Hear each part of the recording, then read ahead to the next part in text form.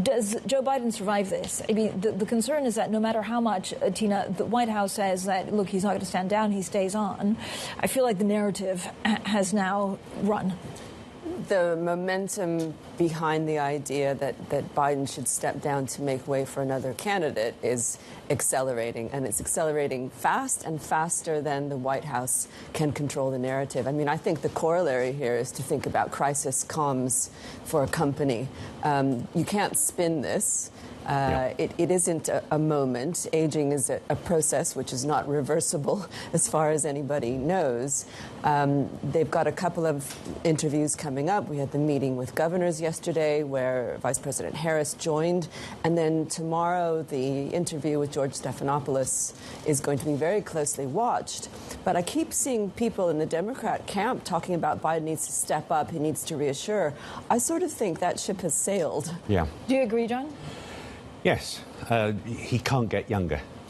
That's the problem. Sometimes when politicians get into really serious trouble, really lose the narrative in the way that Biden has in the last week, there's something they can do about it. I don't think there is in the case of Joe Biden, even if he is much better, makes a better case for himself the next couple of times he appears in public. Again, all of us who are of voting age know what aging is like from people we know, if not for ourselves. It involves bad days and good days. The problem is, if you are capable of having as bad a day as he had in the debate, you probably shouldn't be the president for the next 5 years.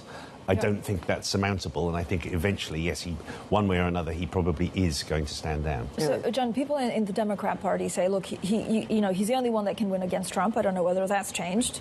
And they've also said it's almost impossible to have someone else running. Is that also not true?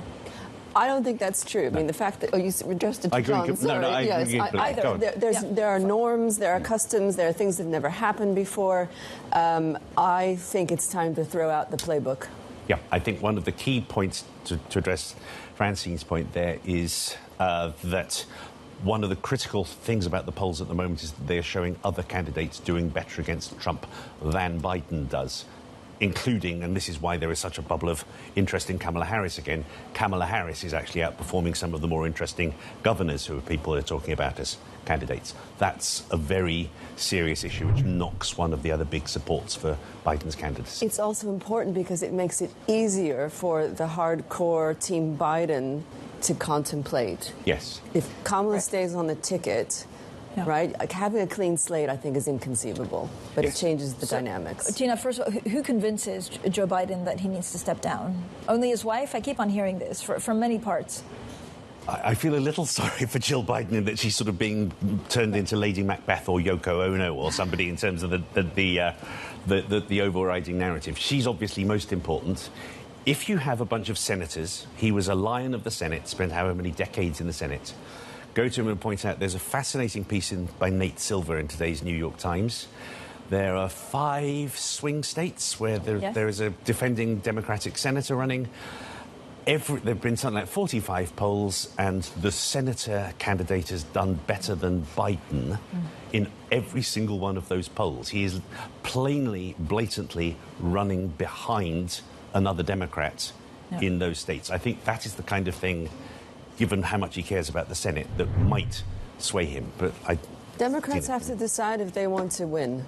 I think, I mean, I'm maybe oversimplifying. But who's Democrats? There's not one person that says, Mr. President, now's time. No, but there's evidence. And the more we see these kinds of simulations with different tickets, I think that's going to be persuasive. I mean, I was told by one of my clients that this was heretical stance to take. But I think it's just what the race needs. So what happens next? I mean, again, there's conventions in case this happens, but we've never tested it. Signposts. Yes. Always look at the signposts. I'm highlighting the fact that the NATO summit will take place in Washington in 2 weeks' time. That means Biden will be on the world stage, but surrounded by U.S. allies. That would be an opportune moment to have conversations with U.S. allies. Democratic National Convention, mid-August.